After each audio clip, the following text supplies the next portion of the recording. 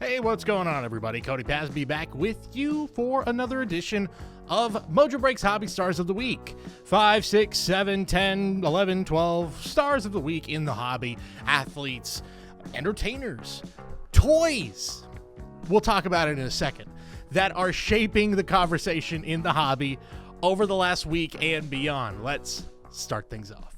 All right, first up, we're going to go to the world of racing. I'm talking about Jeff Gordon. If you are even vaguely familiar with NASCAR, there are a few names that you'll know off the top of your head. Dale Earnhardt Jr., maybe some Richard Petty, and you'll definitely know the name Jeff Gordon.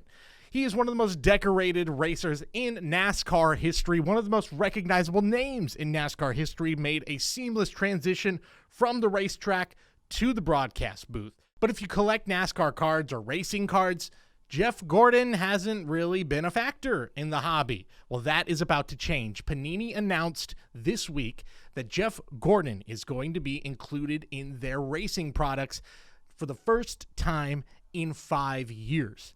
Now, we just saw that F1 Chrome really took the hobby by storm, Lewis Hamilton being one of the top names, if not the top name from that product. Jeff Gordon is not racing anymore. Maybe there won't be the same amount of hype.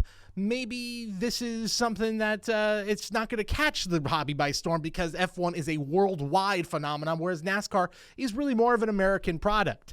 But if there is a name that is going to bring in outsiders to say, hey, maybe I want to get my hands on that autograph, Jeff Gordon is that name. He is a huge star that goes beyond the world of racing. And I think that this is a guy to keep an eye on if you're looking for something a little bit different to add to your collection going forward. Our next star of the week, Funko Pop toys. Yeah, these guys. Yeah, these little guys, they're all over the place. If you go to comic book conventions, if you go to the toy store, hell, if you go to the ball game, you probably have seen a lot of little Funko Pop toys. I think the Mariners have a minor league team that has a Funko field. Something like that? Yeah, they're all over the place. They're in sports, they're in entertainment, they're in pop culture, and now they're about to be in the trading card world. Panini announced this week that they are partnering with Funko Toys to release a special edition of Pop Toys that are going to be featuring Funko Prism cards. No details yet of which athletes are going to be included in this, what the cards are going to look like, but they are Prism, and they've got Funko on it. Obviously, an intriguing combination of two rabid collector fan bases, the Pop Toy fans and the trading card fans coming together to get their hands on what's going to be one of the hottest products, I think, of the holiday season. I think the timing is interesting with retailers such as Target scaling back the amount of trading cards, the types of trading cards they're having on store shelves, namely Major League Baseball, the NBA, and the NFL, all off store shelves. So what's a way to put trading cards in stores without, actually having trading cards in store? Package them in a box with a Pop toy. I don't know if that's Panini's angle here, but if it is, it's a pretty smart one if you ask me. It reminds me of when Nintendo in the mid-'80s couldn't sell the NES to toy stores and retailers because nobody wanted to touch video games. Video games had crashed at that point. So what did Nintendo do? They put Rob the Robot with the NES. You weren't buying a video game system, you were buying a toy. And it got people to get back into video games and obviously get video games into retailers. Is that what's happening here with Panini? I don't know, but I think it's a smart move by them to get trading cards in a different way, and obviously a great partnership where you're combining two really passionate fan bases and collectors with the hobby and the Pop toys. All right, back to the sports world. Let's talk about Vladimir Guerrero Jr. This guy was the consensus #1 prospect in all of baseball. Obviously, the wonderkin, the son of a Hall of Famer. All of the expectations in the world were placed on this kid's shoulders. And I don't want to say it was a disappointing start. I mean, it's hard to be disappointing when you're only 20 years old and you're making your Major League debut. And, oh yeah, putting on a show at the All-Star Game Home Run Derby back in 2019. But yeah, I think a lot of people had a high expectations for this kid, and he didn't quite live up to them.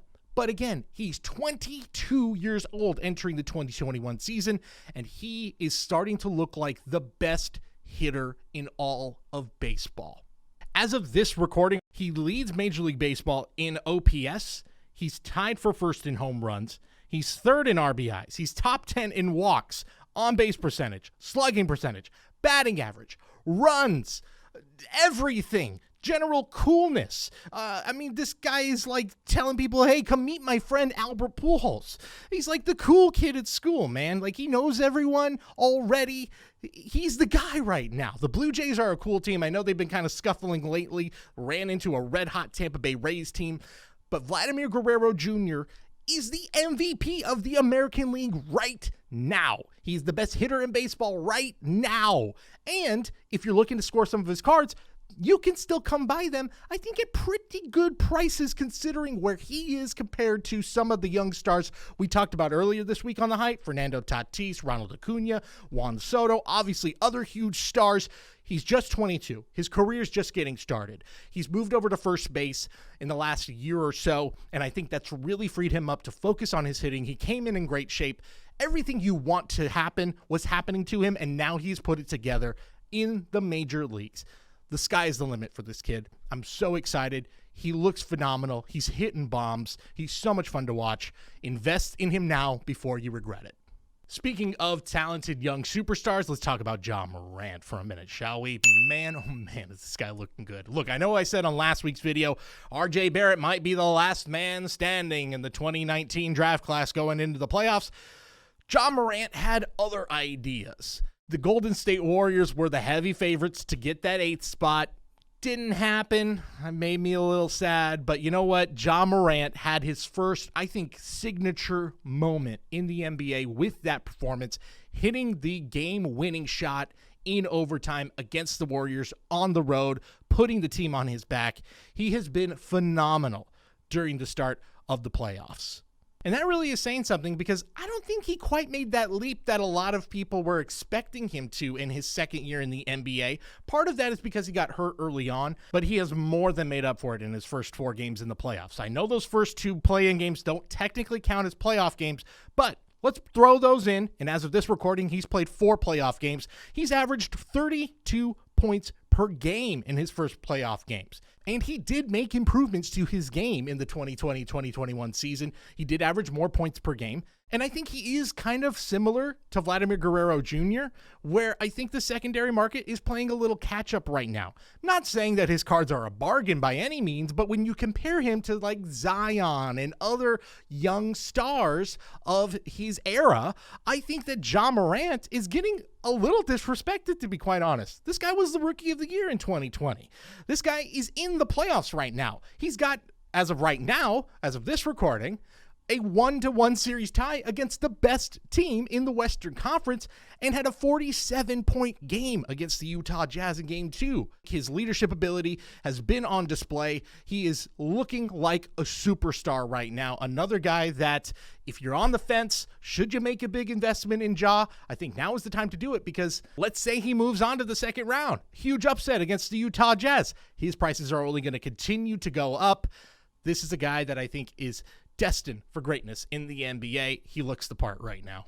Speaking of destined for greatness, well, there's no destined anymore. This is the great one we're talking about. We're talking about Wayne Gretzky. Yeah, retired players aren't out of bounds for us, especially when you are still setting records when you get off the ice. I'm going to say this is a 0% factor in his record-breaking sale, but I feel like it should be mentioned. Wayne Gretzky is in the news because he is going to be one of the leading analysts for Turner Sports' coverage of the National Hockey League in the 21-22 season. But it also just so happens that one of his most coveted cards just set a massive record. The Wayne Gretzky O-Pee-Chee rookie. Throw it on the Mount Rushmore sports cards. It's a holy grail for hockey collectors, and it just sold for $3.75 million, a PSA 10 of it in a private sale. I should mention, I don't think everybody watching this video can afford a Wayne Gretzky O-Pee-Chee rookie. In fact, a vast majority of you can't. I know I can't, and that's fine. But if you've got a Wayne Gretzky rookie from a different product, if you've got a Wayne Gretzky early year card, let's say in the early 80s, I think this really bodes well for all of his cards. We saw it with Michael Jordan. We're seeing it with Kobe Bryant, LeBron James, Mike Trout. The list goes on and on and on. Mickey Mantle. All of these guys are in that rarefied air where if you've got some sort of card of them and their stuff while they were playing, or even an autograph or whatever after their playing days, they are the stars of the hobby. Wayne Gretzky is there. If you needed proof of that, and I don't know why you would, this sale more than proves it. That's going to do it for this week. Make sure to like this video and subscribe to Mojobreak Media for more weekly content like this, The Hype, and much, much more. We got episodes of The Break Room as well. Good stuff coming your way. And let us know in the comments if anybody knows someone at Funko Pop Toys. Hook us up, man. Like, we're trying to get some Funko toys of the Mojobreak crew. I mean, could you imagine, like, Doug and Dan and C-Rad and myself as a little pop toy? We want that to happen.